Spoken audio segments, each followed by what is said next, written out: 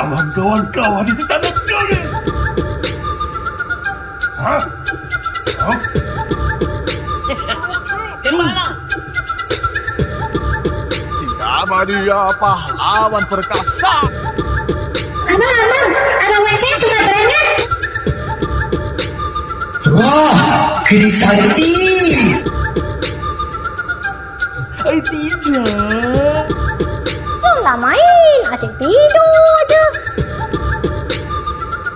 Mestilah, bukan senang nak kena diam.